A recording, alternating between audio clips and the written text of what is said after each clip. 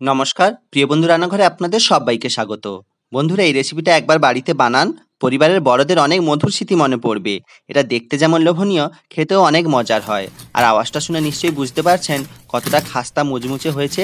আপনারাও বাড়িতে খুব সহজে এরকম মুচমুচে জিভে গজা বানিয়ে নিতে পারবেন, আর অনেকদিন পর্যন্ত রেখেও খেতে পারবেন। তার জন্য এখানে আমি নিয়ে নিয়েছি 1 কাপ ময়দা। এরকম 1 কাপ ময়দায় অনেকগুলো জিভে গজা বানানো যায়। দিয়ে দিলাম সামান্য পরিমাণ ফুড কালার এবং সামান্য পরিমাণ লবণ দিয়ে শুকনো অবস্থায় এটা একটু মেখে নিচ্ছি। এখানে কিন্তু কোনো রকম ময়াম দেওয়ার প্রয়োজন নেই। এবার অল্প অল্প জল দিয়ে একটা শক্ত ডো তৈরি করে নেব। বন্ধুরা, এখানে কিন্তু ডোটা বেশি নরম হলে জিভে গজাগুলো বানাতেও অসুবিধে হবে এবং মুচমুচে হবে না। এইভাবে ধীরে ধীরে মেখে আমি একটা শক্ত ডো তৈরি করে নিয়েছি। এরকম একই রকমভাবে আরও 1 কাপ ময়দা নিয়ে আমি অল্প পরিমাণ লবণ দিয়ে এরকম সাদা ডো তৈরি করে নিয়েছি। এই 2 রকম ডো থেকে ছোট ছোট করে লেচি আমি কেটে নেব। বন্ধুরা, এটা খুবই সহজ, যে কেউ এটা বানাতে পারবেন মাত্র 2টি উপকরণ দিয়ে। এরকমভাবে আমি সাদা এবং রঙিন ডোটাও আমি এরকম কেটে নিয়েছি। এখনো পর্যন্ত যে সমস্ত বন্ধুরা আমার রেসিপিটা দেখছেন, অবশ্যই যদি ভালো লেগে থাকে আমার পাশে থাকবেন। আমার সমস্ত ডোগুলো তৈরি করা হয়ে গেছে। এবার প্রত্যেকটা ডো নিয়ে এইভাবে হাত দিয়ে আমি এটাকে লম্বা করে নিচ্ছি। বন্ধুরা, মাঝখান থেকে দুদিকে এইভাবে চেপে চেপে করলে কিন্তু সব দিকটা সমান হয়। এরকম আমি সাদাটাও তৈরি করে নিচ্ছি। এইগুলো এরকমভাবে সমস্তগুলো তৈরি করে নিতে হবে।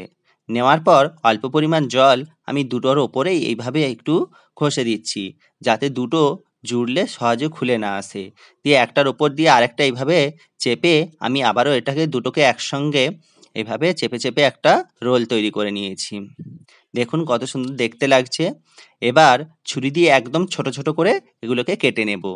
বড় বড় করলে কিন্তু জিভে গজাগুলো দেখতে অনেক বড় হয়, আর দেখতেও ভালো লাগে না।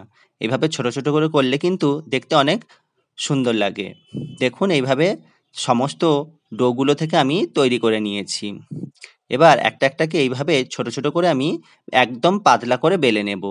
দেখুন কত সুন্দর, পুরো জিভের মতো দেখতে লাগছে, তাই নামের জিভে গজা।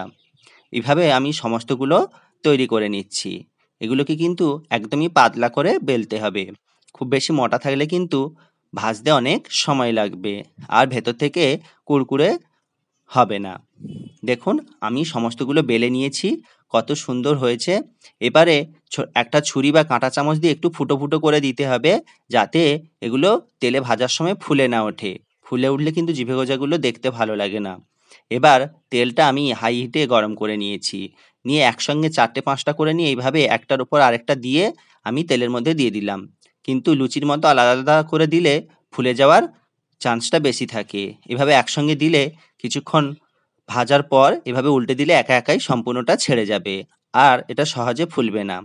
আপনারা যদি ময়দাগুলো বেশিক্ষণ ময়াম দিয়ে মেখে নেন তাহলে কিন্তু এগুলো ফুলে উঠবে। দেখুন একদম গ্যাসের ফ্লেমটা এই সময় লো করে দিয়েছি, দিয়ে একদম মচমচে খাস্তা করে ভেজে নিয়েছি। এইভাবে সবগুলো আমি একে একে করে ভেজে নিয়েছি। দেখুন আমি আরেকবার এর মধ্যে এটা দিয়ে দিলাম। এইভাবে কিন্তু আপনারা চাইলে একসঙ্গে দিতে পারেন, বা তেলের হিটটা একদমই লো করে দিয়ে দিলে কিন্তু আর সহজে ফুলে উঠবে না। আমার সবগুলো ভাজা হয়ে গেছে। এবার আমি রসটা তৈরি করে নিচ্ছি। একটি কড়াইতে দিয়ে দিলাম 1 বাটি চিনি। এখানে আমার মোট 400 গ্রাম ময়দা ছিল দুটো ডোতে, তাই এখানে আমি 300 গ্রাম মতো চিনি নিয়েছি। দিয়ে 1 বাটি জল দিয়েছি। জলটা বেশি পরিমাণ দিলে রসটা তৈরি হতে অনেকটা সময় লাগবে। এইভাবে ভালো করে ফুটিয়ে নিতে হবে এবং দেখে নিতে হবে হাত দিয়ে এইভাবে, যাতে একটা তার তার সৃষ্টি হয়। আগে থেকে কিন্তু গজাগুলো দিলে নরম হয়ে যেতে পারে। এরকম অবস্থায় আমি গজাগুলো দিয়ে দেবো। আমি একে একে সব গজাগুলো ওর মধ্যে দিয়ে দিলাম। এই সময় কিন্তু গ্যাসের ফ্লেমটা লো করলে হবে না, একদমই হাইতে রাখতে হবে। দিয়ে গজাগুলো এইভাবে চিনির রসের সঙ্গে ভালো করে মিশিয়ে নিতে হবে। এই সময় কিন্তু নাড়ানোটা বন্ধ করা যাবে না, অনবরত নাড়তে হবে, নাহলে নিচ থেকে রসটা পুড়ে যেতে পারে। এভাবে নাড়িয়ে নাড়িয়ে রসটা একেবারে শুকনো করে নিতে হবে।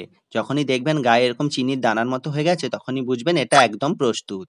এবার এটাকে নামিয়ে ঠান্ডা করে নিতে হবে, নিলেই কিন্তু আমাদের গজা রেডি।